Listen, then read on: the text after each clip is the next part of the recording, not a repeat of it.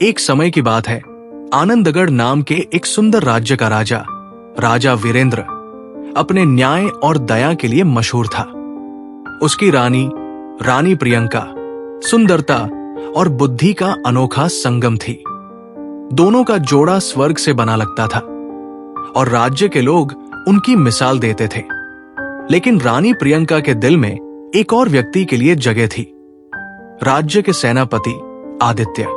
आदित्य एक बहादुर और शिष्टाचार का धनी था, लेकिन उसका रानी के साथ छुपकर मिलना वीरेंद्र के विश्वास को तोड़ गया। एक दिन राजा वीरेंद्र को सच्चाई का पता चला। रानी और आदित्य के बीच के रिश्तों का राज उसके सामने आ गया। ये बात सुनते ही राजा का दिल छलक उठा। उसने रानी प्रियंका को दरबार में बुलाया और कहा, तुमने मुझे सिर्फ धोखा नहीं दिया, बल्कि उस विश्वास को तोड़ा है जो एक पति और पत्नी के बीच का सबसे बड़ा बंधन होता है। तुम्हारे इस व्यवहार ने मुझे अंदर से खोखला कर दिया है। रानी ने शर्मा कर अपना सिर झुका लिया। उसके पास अपने कर्तव्यहीन व्यवहार का कोई जवाब नहीं था।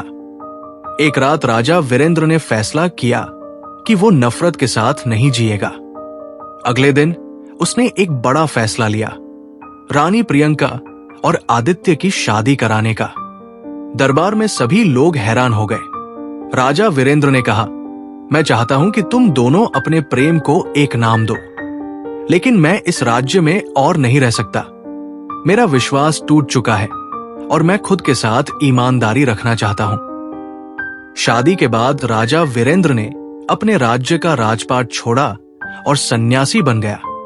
वो हिमालय की तरफ निकल गया, अपने दुख से दूर एक नई शांति की तलाश में। हिमालय के रास्ते में राजा वीरेंद्र एक घने जंगल से गुजर रहा था। वहां उसका सामना एक भूखे शेर से हो गया। राजा के पास कोई हथियार नहीं था और उसने लड़ने की बजाय अपने आप को प्रकृति के हवाले कर दिया। शेर ने उस पर हमला किया और राजा वीरेंद्र की वहां हत्या हो गई। उसका अंतिम शब्द था, मैंने इस दुनिया को त्याग दिया है और अब मैं अपने कर्म के फल को स्वीकारता हूं। प्रकृति मुझे जो भी सजा दे, मैं उसे अपना अधिकार मानता हूं।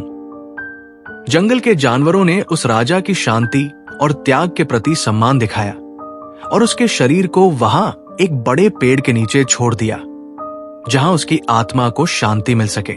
राजा के संन्यास लेने के बाद प्रियंका और आदित्य शुरू में खुश दिख रहे थे, लेकिन धीरे धीरे उन्हें एहसास होने लगा कि उनका रिश्ता वीरेंद्र के त्याग के बोझ तले दबता जा रहा है।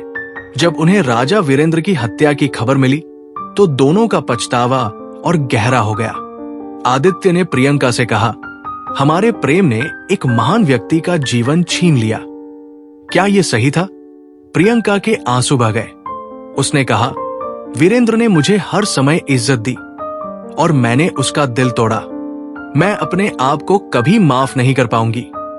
दोनों अपने पछतावे के बोझ तले जीने लगे और उनका प्रेम उस बोझ के नीचे टूट गया। आनंदगढ़ का राज्य भी धीरे धीरे वीरेंद्र के बिना अपनी शान खो बैठा।